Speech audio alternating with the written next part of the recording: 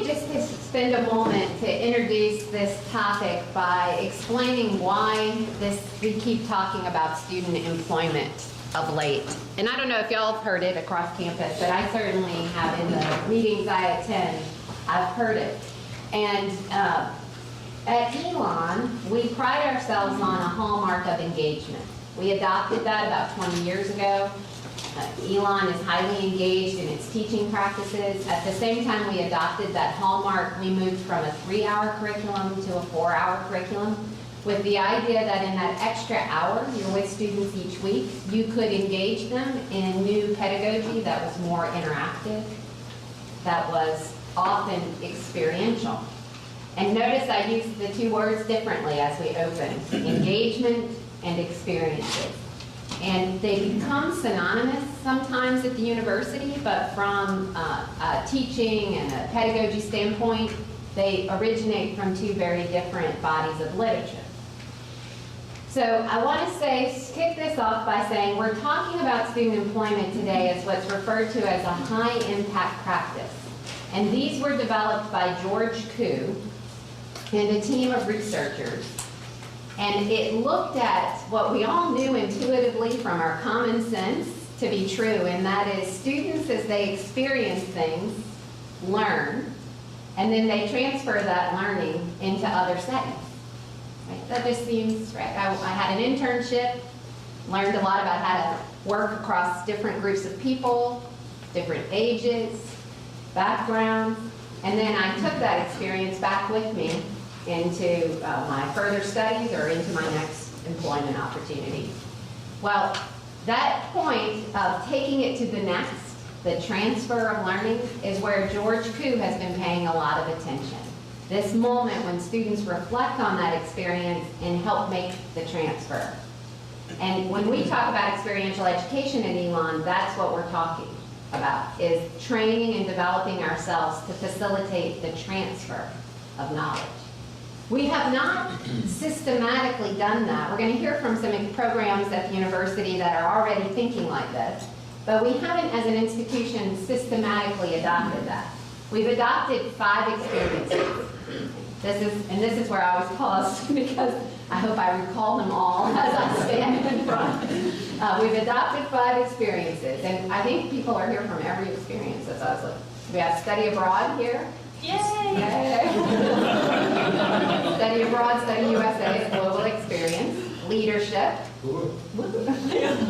internships. So Tom,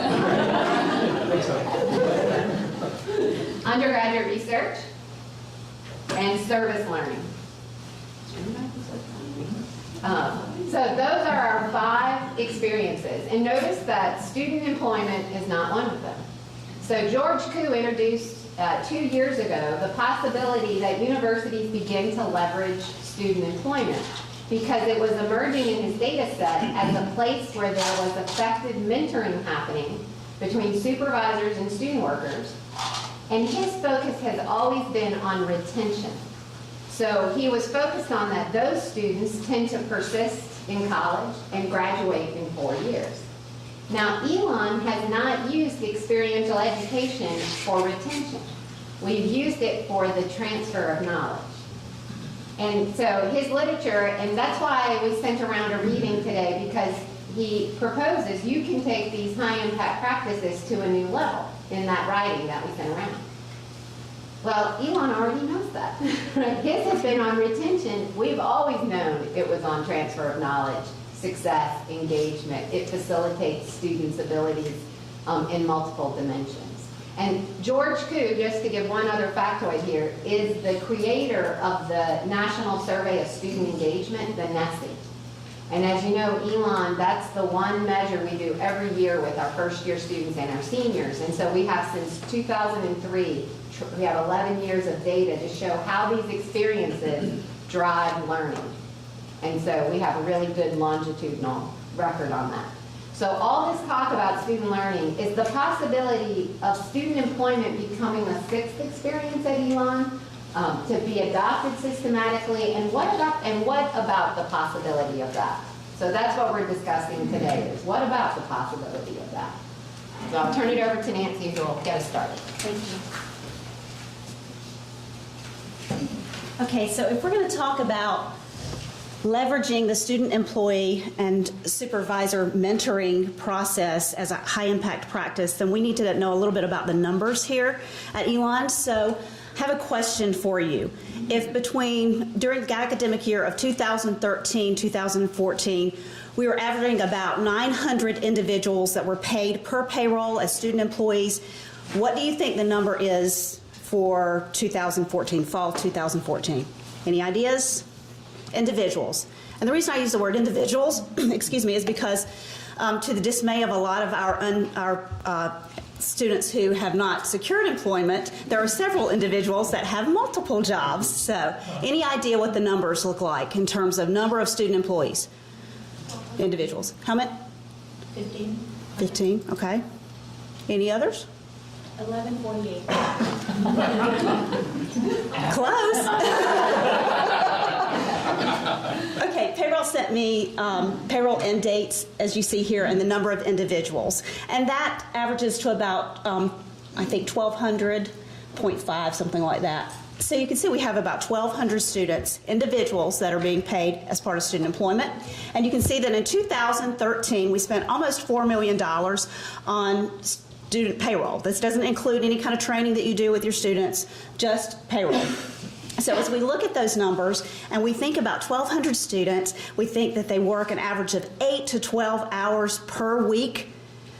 They're in those environments a lot.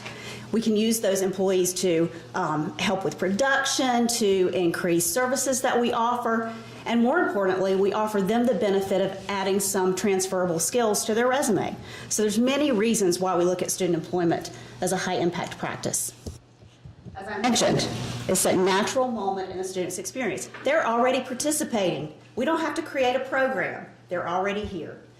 It connects the students to a larger support system because they are involved and mentored by some staff that they may not otherwise be. And then it connects the staff and faculty to the students through a different lens, the experience lens. Students learn, as Connie mentioned, when they reflect. And then I talked a little bit, it's a pretty reasonable or low cost labor cost there. 2009 National Survey of Student Engagement indicated that there is a positive relationship between working and many of the dimensions of student engagement. And then employer feedback from NACE indicates that of these skills that the employers are looking for, and the second line indicates that they changed in their level by year, you can see that students develop through internships and jobs all of the different aspects and traits and skills that they're most desiring. So there's a lot of reasons we look at student employment. And we have some good things going on already at Elon, but I think I want to look at what some other institutions are doing. So we're going to look at, and excuse me if I have to refer to my notes, but these are other people's programs. So the University of Iowa GROW program, which is Guided Reflection on Work. Also, they have a STEP program, which is a Student to Employed Professional program. We'll talk a little bit more in detail about the University of Iowa's program. I'll hit a little bit about the University of Texas at Austin's SEED program. That is the Student Employee Excellence Development Program. And that is a series of professional development workshops for students, 16 topics, each presented twice a semester by different areas within the institution, 2 levels of certification, 13% of the population of undergraduates work on their campus. In order to receive certification for this program, the student has to work 240 hours in a student job, in one job, attend 6 workshops, and submit a written reflection to the Student Employment Coordinator at the end of the semester. Modules include Student Employment Foundations, Communication Skills, Work-Life Balance, Compliance and Safety, and Cultural Competency. Indiana University, Purdue University at Indianapolis, they have a e-professional development profile that they request students create. Basically, the student is creating a website that highlights their learnings through all of their experiences at, I want to say ooey pooey because that's what they say, They create a website, and on one page are their career goals and their resume. On another site will be their learning outcomes from different classes, how they integrate those learning outcomes from classes into their job. So it's a pretty comprehensive program as well. But I think the program we really want to look at is Iowa. As you can see, they employ about 38% of the undergraduate population. And in 2009, Dr. Koo encouraged their staff members to assist students with connecting and applying what they were learning in class to their jobs and vice versa. They started a pilot where supervisors in the student life department met with their student employees twice during the semester. Conversations were based on 4 questions. These are the 4 questions. How is the job fitting in with your academics? What are you learning here that's helping you in school? What are you learning in class that you can apply here at work? And can you give me a couple of examples of things you've learned here that you think you'll use in your chosen profession? I didn't include a slide that has the results, but what they did was they surveyed students that were part of the GROW program and students who were not part of the GROW program. And all of the results indicated higher responses or better responses with regard to some of these questions. They asked the students about their supervisor relationship. And so students indicated that supervisors helped make connections between work and life as a student. They indicated that their job has prepared them for the world of full-time employment, that their job has helped them improve written communication skills, which we saw in the NACE desired traits, that they could see connections between job and coursework, that their job has helped them learn more about career options available to them, develop time management, communication skills, conflict resolution skills. So many of the things that we saw on that NACE report. So later what happened is not all of the students at Iowa were involved in student life, of course. So they wanted to offer another program, an alternative possibly, to students who were not involved in that program. So in 2013, they began a program called Student to Employed Professional that provided a student with comprehensive employment experience. It includes an 11-week, 1 credit hour certificate course, workforce development sessions, a supervisor training series, and a STEP student organization. To focus more on the mentoring part, we'll look at the course. And so you see here there are many different course topics, and as you are reading that, I'll tell you what this course was designed to do. As it states, it was designed to inspire, challenge, and educate students to find careers that reflect their personal values through self-discovery. The list of topics, as you can see, include in-school career preparation steps, job searching, there's time management that's not listed on here, networking and social media branding, resume cover letter, interview skills, and then student to employed professional transition class. Results have been positive for this. The methods by which they use reflection and assessment include online links and discussion board forums, assigned papers related to the weekly subject matter. They do surveys, they use SWOT analysis, class activities, and papers requiring students to reflect on the subject matter. One of the questions might be, in a time management class, does how you spend your time accurately reflect your priorities? So they go pretty deep because they're together for 11 weeks. And what do you need to change? Results have been positive for the course. Of 115 students surveyed, the course has received a 100% recommendation rate. Survey results showed favorable responses to career preparation and to what I call the applying learning to earning question. How are you applying what's happening in the classroom to what you're doing on your job to your social life?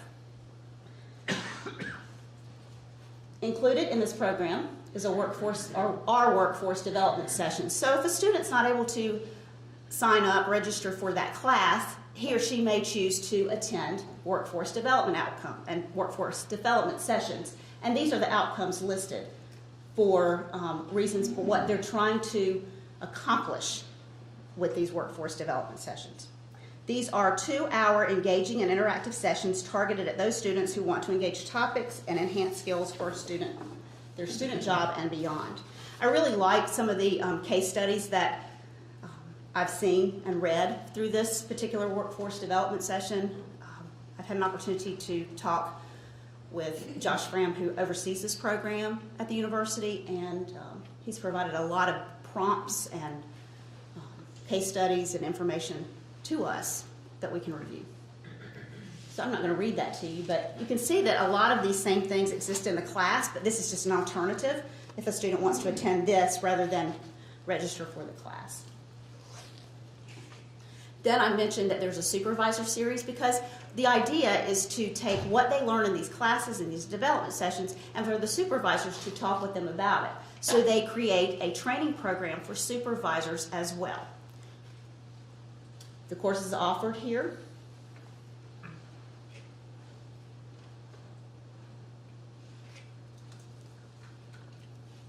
And so then the student and the supervisor get together and talk, excuse me, about the things that they combine the many activities that are offered through this program together. So it's a more comprehensive system. And then I mentioned that there's an organization, there's a student to employ professional organization that meets once a month, and they're developing a mentoring program, a peer mentoring program for their students as well. So, pretty interesting programs. And we have some programs that are very interesting here, and they're doing these great things as well. And so I'm going to ask Renee Jackson to come forward and talk to us about the PACE program. I do have a brochure for the SEED program at UT at Austin if anybody's interested after we are finished. I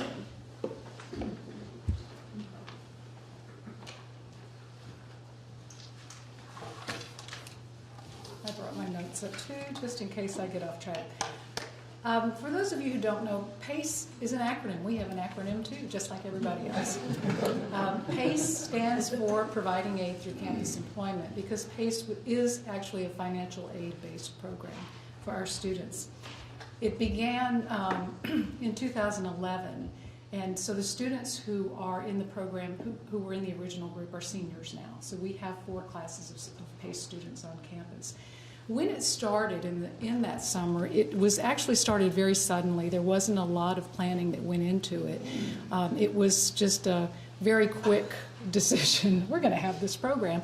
But the reason it was created was because we had this group of students who'd been accepted to the university, who had applied for financial aid and had not been determined to be eligible for financial aid, and they had not deposited yet. But they were looking for they continued to ask for money. So the idea was presented that what if we offer these students a job?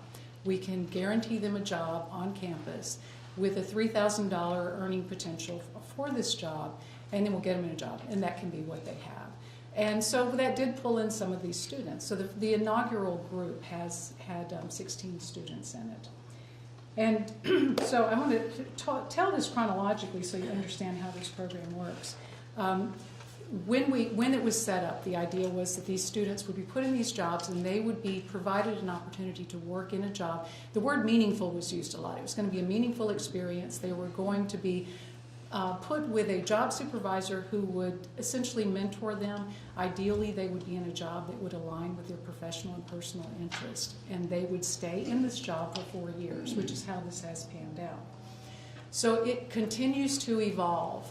Every year things change, something new is added, something is changed. So I'm going to tell you where we are now with PACE. We currently have 136 students in the program, and they work in almost as many offices across campus. There are some offices that have multiple students. I see representatives in here who have multiple students in their offices. But they're all over the place, and they've got some really fascinating jobs, great opportunities. I have students who are working alongside faculty as research assistants, even first-year students doing that, and that's really, really rare for a first-year student to have an opportunity like that. I have students working, students who want to go and broadcast, sports broadcasting, whatever that term, however they call that, who are working as I'm struggling with words today, who are working as videographers with the athletics department. I have students who are, let's see, what else do I have? Sorry, I don't have my glasses on. That would help me. And I also have a student who is working in university communications who is going to shoot a video for us for the PACE program this year. She's writing it, she's creating the whole thing, she's shooting, she's doing all the editing as part of her PACE job. So the jobs that these students have available to them are created with intent.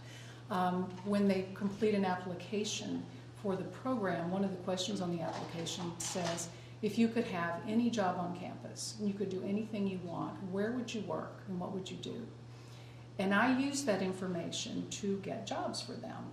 A lot of these jobs, I send out an email in the spring, a lot of you have gotten it, and I ask, would you like to put a job in the registry? But after I get that information from students who are selected to the program, then I go back out again and I ask for, try to match those jobs as closely as I can, because we want to put these students in jobs that align with their interest. So once the registry is put together in the summer, the accepted students in the program then go through a formal job application process. They're not placed in jobs. They're required to have resumes, to write cover letters, and they interview for every job that they apply for. So they do have to go through this process. Once they are accepted into a job, then they are subject to, they're subject to a lot of rules. They have to complete, they sign a work agreement with me that stipulates the expectations of the job. They're evaluated by their supervisors. First-year students are evaluated twice, and the students after that get evaluated once a year. Students themselves complete a job satisfaction survey in the spring, which gives me information about the student perspective of the success of the program, which is also important information.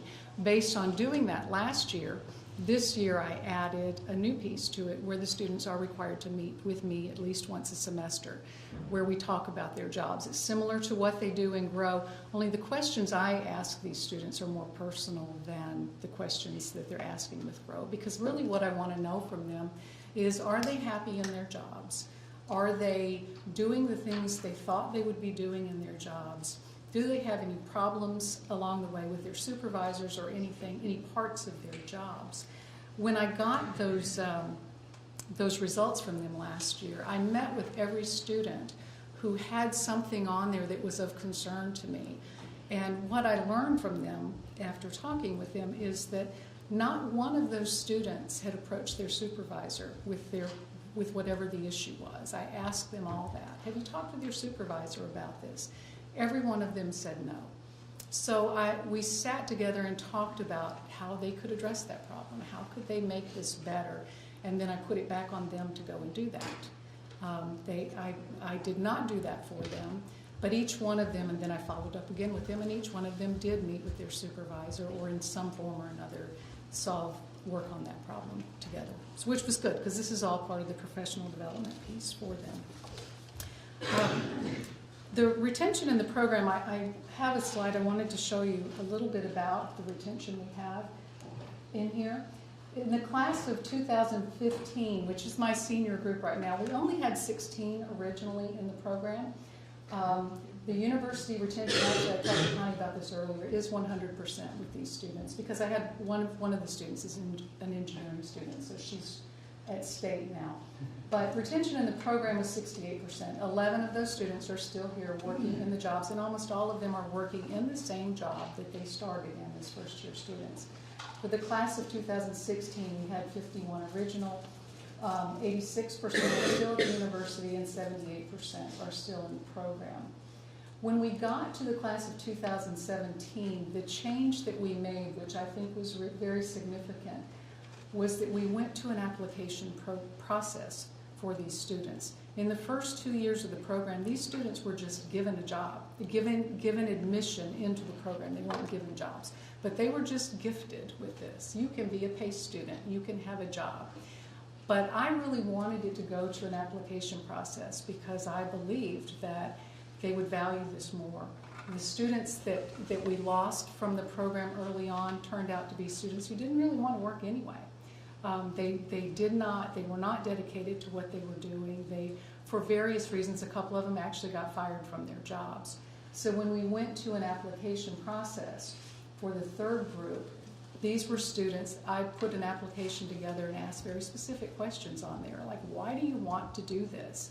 And I was looking for certain things in their answers to determine whether or not they would be in the program. And we got a good group. Those students are still, Of the ones who are not in the program anymore, 2 of them are athletes, and varsity athletes. And what I learned is it's very difficult for them to manage a job and the obligations of their sport. So that's why 2 of those students are gone. And the 3rd student simply decided that he didn't want to be in the program anymore. For my current group, we have 42 who are first-year students, and we have 100% retention with those students so far in the program. But as I thought about this after putting this together, about why this program works, why I think this program is successful, these are the reasons that I believe this is a good, solid program. They're very high. The expectations are high, and they're established early with the students. I expect professionalism from these students, and the first experience they have with me in this is when they email me over the summer and they send an email to me that starts out with, "Hi, Renee," or worse, "Hey, Renee." I smack them down right away on it. I say, "No, we don't do that." And I hope that any or all of you who have had an encounter with one of these students has not been addressed like that by one of them. I tell them that right away. That's part of the one of the last emails I sent to them as a group, but I did it individually with several of them this summer. Finally, as a group, I said, "No, don't do that. That's not professional." They are required to go through a formal application process in here. They're not placed in a job, so they get that experience of having to choose the jobs they're interested in. They submit applications, they write a cover letter for every one of these jobs, and they have to interview for all of the jobs that they're interested in. Attention is given. You know, when I said I asked the question, what do you want to do? If you could do anything that you were allowed to do, what would you do? And because we work with that and try to create those jobs and make sure they're there in the registry for them, that makes a difference for them. These students are staying in the jobs for 4 years. Occasionally they do change, but for the most part they all stay in these jobs. Students progress, they get promotions, they become student supervisors, they are growing in their jobs.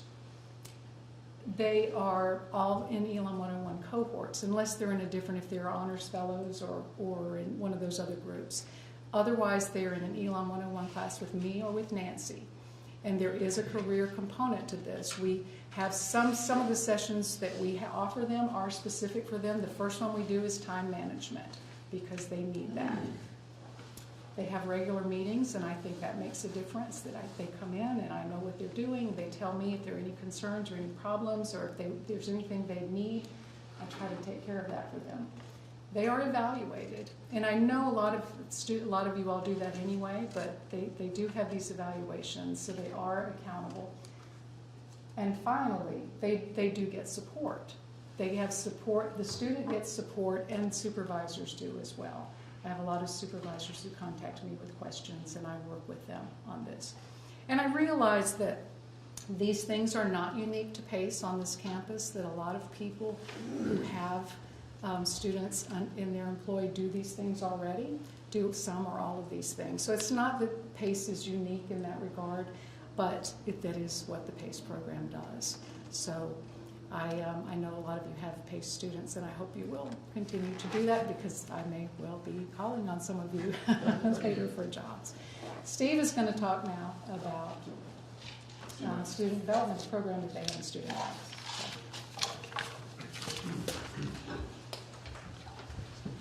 Thank you, Renee. So for those of you who don't know me, my name is Steve McCready. I'm the director of the Center for Leadership. But I stand in this capacity as the chair of the Student Life Professional Development Committee. Quick plug for Renee and the PACE program. We have 6 PACE students in our office, and quite literally we couldn't be able to do what we do in the center without those students. So it's been a fantastic program, and those students are definitely rising and becoming taking on more and more responsibility as they become further in our program. So as the chair of the Professional Development Committee in Student Life, there was a conversation that happened towards the beginning of fall of 2013 related to student employment within the Division of Student Life. And there was kind of these rumblings, what are we going to do? How do we talk about, how do we leverage our student employees within Student Life? And Bob Frigo and Dana Carnes, both within Student Life, chaired a task force associated with how do we leverage our student employment and leadership opportunities within student life? And there's a lot of conversations. There were some readings. We actually made some phone calls to other institutions. How do you work through this? And so what we wanted to do and what we kind of developed was this professional development series for supervisors of student employees and leaders.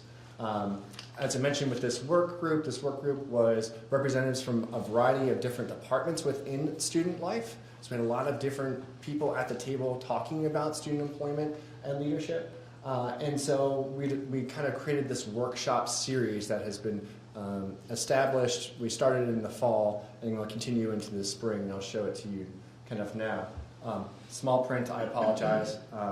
But on the left-hand side were kind of the topic areas that we thought as student employee supervisors, we wanted to tap those people within our department that were experts, had expertise in those particular areas to share, kind of lead a facilitated conversation. I'll talk a little bit about those workshops in a few moments. But you can kind of see there, on the left-hand side, we had recruitment and hiring. What is the process that various departments within student life have regarding recruitment?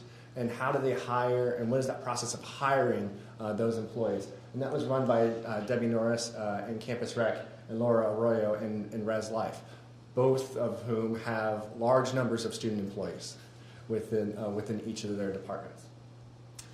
We had Henry Walling from the Mosley Center and Laura talk about feedback and evaluations. Henry is fantastic at developing evaluations and providing evaluations for his student workers.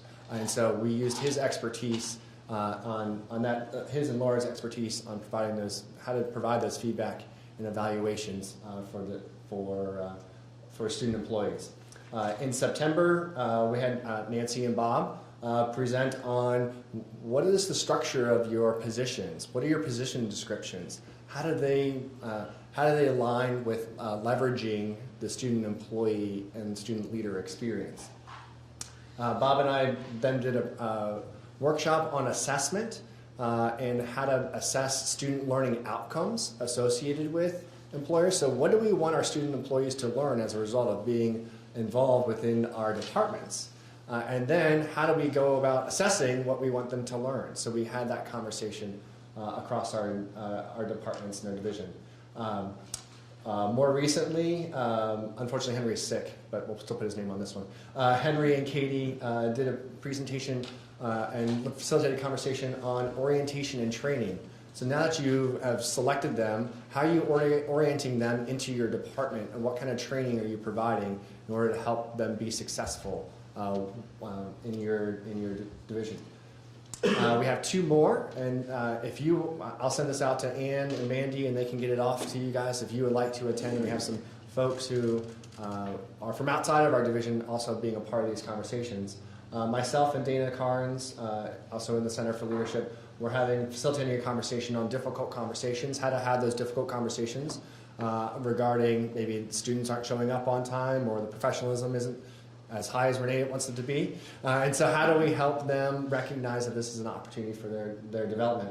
And then our last workshop series is going to be on leadership transition. So how do we transition them, specifically around leadership per se, but if they have a student leadership role, how do we help them transition between one section and the other?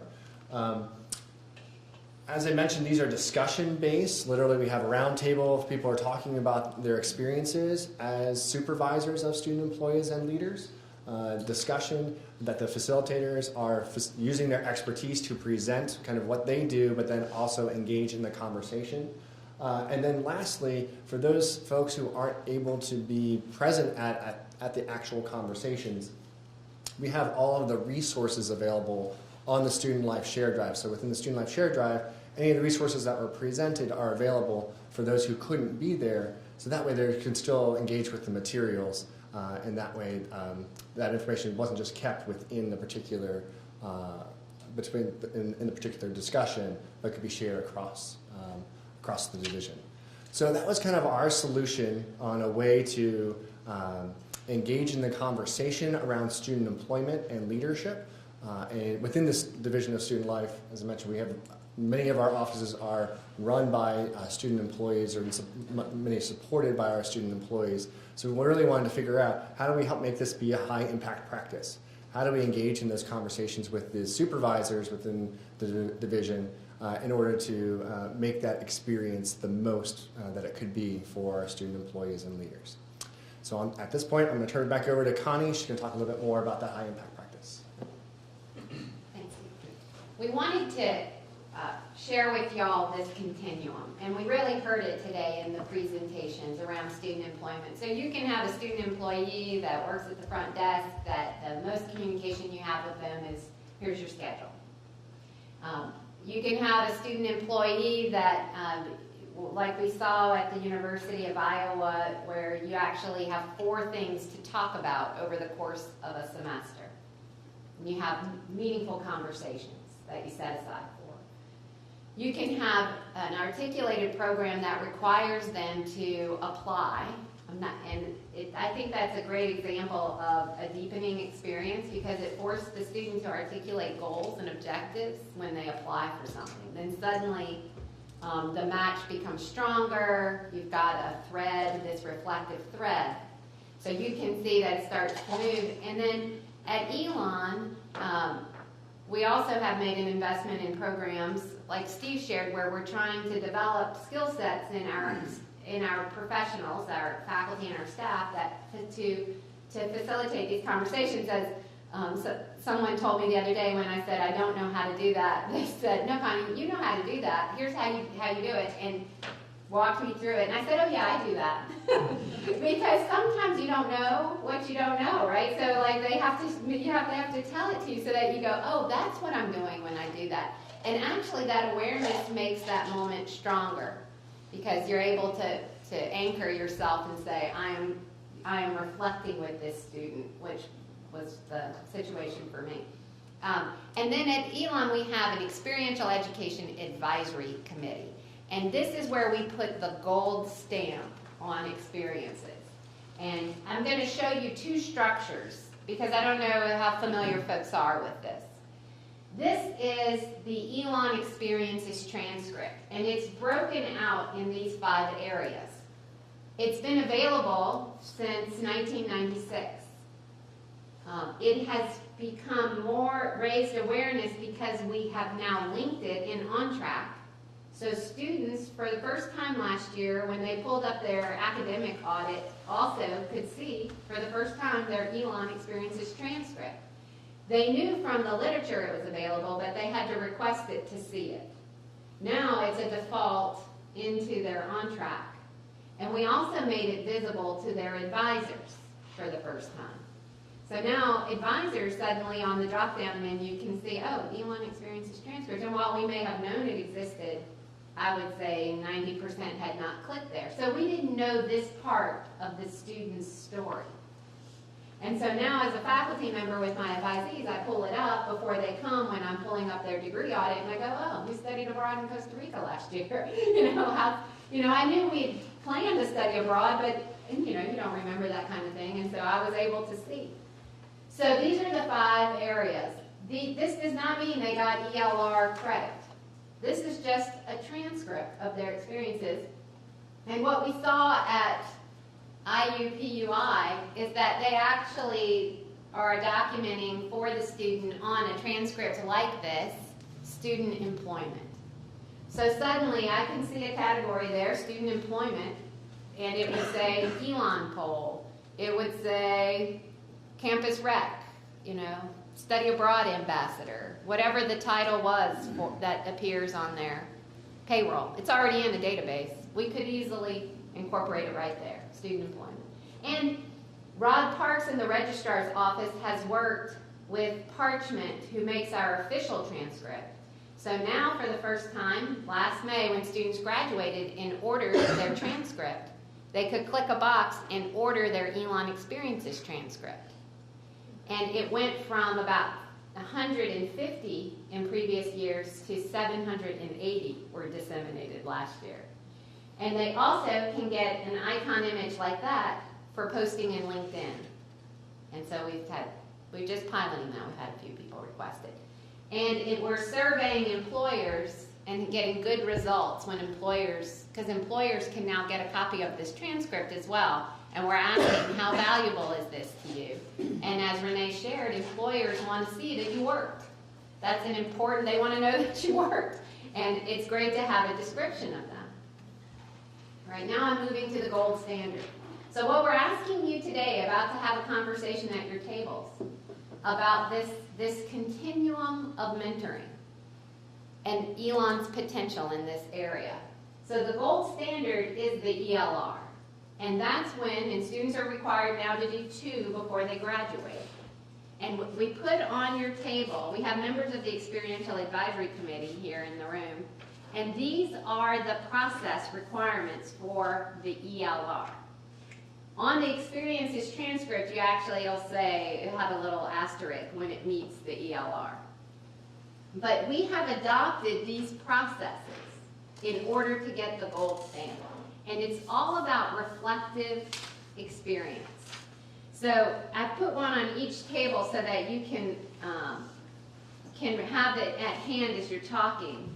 But it's interesting when you hear about these 2 programs that we already have at Elon. They've adopted much of these gold standard practices through intuitiveness or through experience and what they've learned working with the programs. One is intentional preparation with a mentor. Those sustained relationships, like making that PACE program a 4-year, you know, that means the supervisor is invested and can witness the development of the student. Right? Has to be out of class.